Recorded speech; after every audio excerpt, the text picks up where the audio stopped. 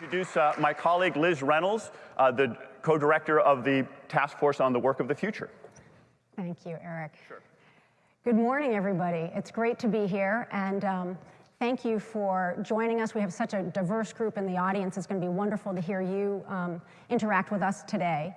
I'm going to walk through a little bit about what we're learning from the task force position. The task force was created just about a year and a half ago by President Reif to try and bring all that MIT has to bear to the question of the relationship between technology and work. And I have the pleasure of co-leading this effort with my colleagues David Otter and David Mindell, as well as many of the faculty in this today, Eric and Daniela on this, as well as Julie Shaw, and then many of the industry and educational leaders that you'll hear today as well, part of our advisory board. So let me begin by reinforcing what Daniela was saying, which is, yes, there's been a lot of alarmist rhetoric. If you've been reading in the last year or two, the robots are coming, they're coming for your job, they're coming for your children's job, they're coming for everybody's job. And what some of the response has been is a little bit worrying, which is one in which we're all waiting for this to happen to us. You know, we're powerless in the face of this. We can't really do much about it, and we better just retire and you know, throw in the towel. The fact is, though, that this is, I think, one of the great motivators for all of us in this room, and that is that we can do better than retirement. That, as Eric said, we need to come up with the solutions and the ideas that are going to help us make this transition, this technological transition and transformation, and that everybody can make that transition together. Now, if we look at what our work is going on in the task force, as I said, we've just come out with an interim report this fall. I hope you will take a look at it. I think we have copies of it or access to it out in the hallway. And the motivation here, if you're an institution that's where the word technology is in your name, you know, you better be concerned not just about the technology, but about what the social implications are of that technology. And I think MIT has embraced that, and President Reif has embraced that full force. So the task force was created, it's one of the few times in the history of MIT where we have an institute-wide initiative across all 5 schools with representation from many disciplines, from the engineering, from economics, from anthropology, from political science, to try and answer questions related to what we know about technology and work today, what it looks like compared to the past, what we see in the near future. So if you were looking at some of the press out there, we'd say, well, what is all the fuss? You know, if this is The Economist last May with an article that said, well, we've got extraordinary job boom happening here, happening in Europe and Japan, and the popular perception about the labor market is just wrong. The zeitgeist has lost touch with the data. Well, I might suggest that maybe The Economist has lost touch with the zeitgeist, because if we look at a few months later, what's happened in this country? Well, first and foremost, we have the Business Roundtable, which is an organization of 200 of the largest companies in the country, come together to say that, in fact, our understanding of the purpose of the corporation has changed over time. In fact, it's not just about shareholder primacy. We need to take into consideration stakeholders, all stakeholders, workers, communities, suppliers, customers, who are all invested in the corporation. So a significant gesture on the part of the business community to recognize this. Secondly, we had a 4+ week strike at GM, 50,000 workers, $3 billion cost, a significant interruption, and a sign of sort of discontent by labor and workers. And third, we had a landmark legislation passed in California, Assembly Bill 5, which is trying to address the classification of workers, those who are classified as contractors and not employees, and what that means in terms of their benefits. All of these representing, I think, different aspects of everyone recognizing that there is a challenge right now in society, that there is a reason to make a fuss, and that fuss is largely grounded in what we've seen in terms of productivity growth and earnings over time, over the last 40 years. This chart shows you that between 1940 and 1980, we had earnings largely tracking productivity growth in this country. So the productivity gains were shared across the average worker in a consistent manner. But what's happened since 1980 is a division, a divergence, if you will, between those who are with a higher education and those who have less than college education. So this graph is showing you the productivity growth at the top line, and then the bottom 2 lines represent those workers who are without college educations, all right? So that's a stagnant wage for a large part of our population who are typical workers, if you will. The average worker, if we include those with college educations, have largely tracked productivity, but those below here have actually seen a stagnation. So in fact, the feelings of insecurity, despite this tight labor market, are very much justified for workers who have less than a college education. And this divide is very much felt by men in particular, by minorities. If we look at the gap in earnings between black workers and white workers, it has remained stagnant at 27% throughout that 40 years. It's actually increased between Hispanic workers and white workers from 29 to 31%. So a lot of different dimensions to this, including a geographic dimension. We continue to hear about places that have been left behind. And in fact, we know a lot of the cities, et cetera, are attracting a lot of educated workers, a lot of the dynamism and innovation, but a lot of rural areas and other places have been left behind, older populations, less educated populations. And where it used to be true that people could go to the city to find that escalator to the middle class, that urban wage premium has disappeared. So if you are working in a low-wage service job in a rural area, the chances of finding a better job or a better paying job in the same area with a low-skilled worker has really disappeared. They're the same kind of wages in both locations. So this dimension is happening, this is sort of happening across many dimensions. It is obviously not just technology.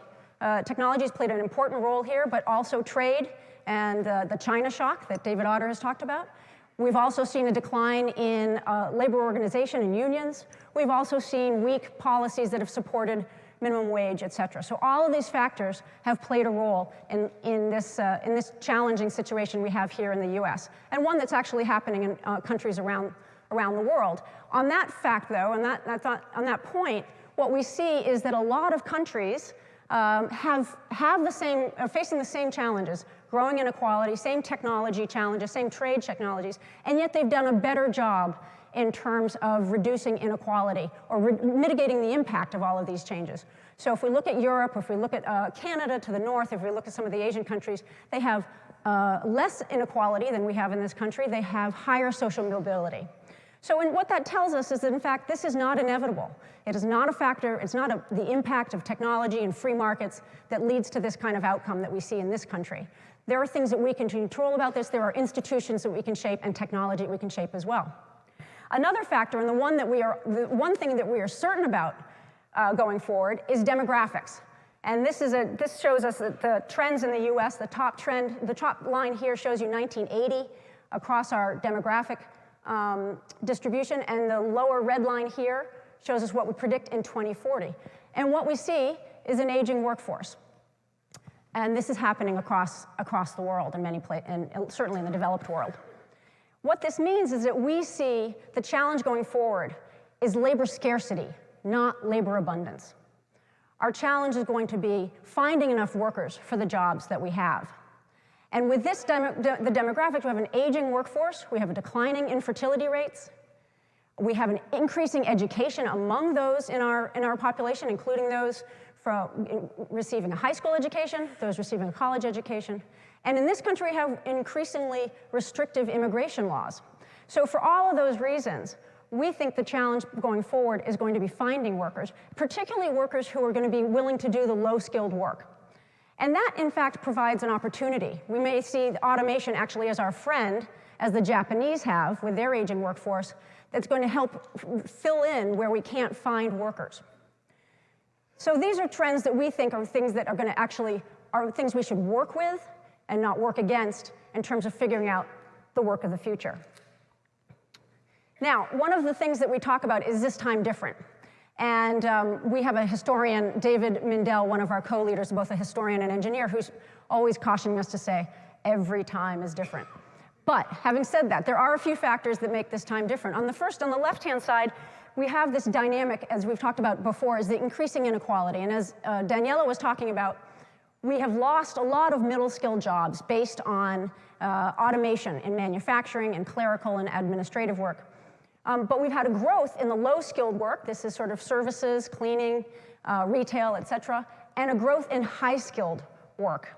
And in both cases, well, in both cases up here, in both the high and medium, we see technology having a great impact on those jobs. Actually, in low-skilled work, less obvious how technology steps in and helps walk your dog, et cetera. So there's really a challenge here to figure out how do we grow these jobs, or how do we create these jobs and make them more a quality job as opposed to the jobs we see right now, which really are without career paths forward for people. And right now, about 40% of the US workforce has less than a high school education. And so with that reality, we see a lot of people in this category and a lot of questions as to how they can move up and how we can find career paths for them. So growing inequality is a big issue right now that sort of defines this time. Another one is what we're calling socio-technologies. Our colleagues, Doron Asimoglu and his co-author, Pasquale Restrepo, have come up with a concept of socio-technologies. That is, that we've been inventing a lot of technologies, or companies have been using a lot of technologies just marginally better than what you can get from working people and labor. And so we replace a few workers with something like computerized telephone operators or self-checkout kiosks. And while that may save us a few dollars, and it does increase productivity marginally, we don't see the sort of large gains in productivity that we might see we've seen in the past in certain technologies. For example, electrification. And so for that reason, we're not seeing the large productivity gains that we've seen in the past. And that is really part of the challenge for us right now. Another theory here is that also that the new technologies, as Eric suggested, are very new. They take a long time to actually be adopted and diffused into the economy. And so that's another factor that might explain why we have lower productivity growth right now, and why we think this time might be a little bit different than the past. I'm going to move now just to say that we have a few policy directions that we recommend in our report. We talk about both skills and the importance of the education piece, but also a number of other areas that we think are important. It's not enough to just skill up the workforce and the jobs will come. We know that is not true. But in terms of policy areas, we think of three important areas. One, the skills of the future. We've heard a little bit so far, and we'll hear more today about these. We really like to focus on those we think are most at risk of the impact of this technological change. So that those are people who have less than a 2 or 4 year degree. We're trying to focus on understanding how we can move people from high school into a career path and get them more of the credentials they need to do that. We also believe that despite the fact that we have shrinking middle of jobs, that in fact, because of this retirement rate, our aging workforce, we're going to see a growth and a need and a demand for those middle skill jobs. They are going to be in healthcare, which we know is going to be a booming area given, again, the demographics in this country. We also know there will be in manufacturing and in trades, where we see a high retirement rate, and therefore we need replacement hires for those jobs. We'd like to build on what we know works. So don't throw the baby out with the bathwater. We'll hear later about some of the good work we know going on in community colleges and a lot of the work-based sectoral training, a lot of these apprenticeships, et cetera, that we know work and that we think have a lot of opportunity for expansion and for scaling.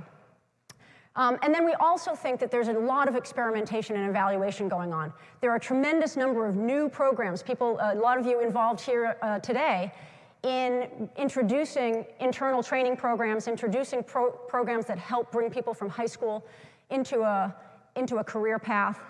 We think those are exciting, but we also want really evaluation. At this point in time, we don't know whether a number of stackable credentials is going to give the worker the same return as a 2-year associate's degree. These are things that we really hope can be examined further, and in fact, MIT's JPAL effort is very much focused on evaluation of these programs through rigorous methods.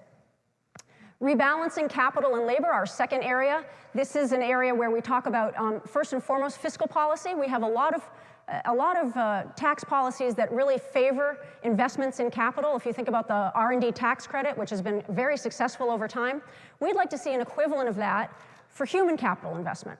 How can we incent companies to invest more in their human capital and in some ways focus particularly on those with less education and less skills? Secondly, we want to recognize workers as stakeholders. I talked earlier about the changes of the Business Roundtable. At this point in time, we have a society in which workers in this country, at least, have a very weak voice, if you will, in terms of decisions that affect them. And so how can we strengthen worker voice, whatever model that might take in the 21st century, to help workers be better represented at the firm and perhaps at the corporate board level? Finally, we talk about reinvigorating technology leadership. Maybe this is obvious if you're at MIT that we're going to talk about this, but the first point is to say a lot of firms are really looking at technology now and investing in technology, trying to figure out how to make it work for them. It's clear from a lot of the research we're doing here that there's a high variation as to how firms do this. We are really talking about reorganizing work in the use of AI and the use of some of this robotics. And in that reorganization takes a lot of management skill, a lot of management insight, a lot of perhaps worker input. And so we think there's a lot of area there for us to learn more about how firms can do this well and how they are doing that well. We'll be hearing a little bit more today about firms that are engaged in this. And then finally, reinvigorating US leadership in technology and innovation. We cannot help shape this technology if we're not also at the table inventing it. And we think by focusing on investment in AI at a significant level, given all the different areas that historically the US has taken a leadership role, we think this is a high priority for the country. We can focus not only on societal goals that we have, but also on technology that can complement workers. So for all of these topics we hope will be touched upon today, many of them the panels will be touching upon as well. We look forward to your input, and I hope you'll all have a chance to also read our interim report when you get a chance. Thank you.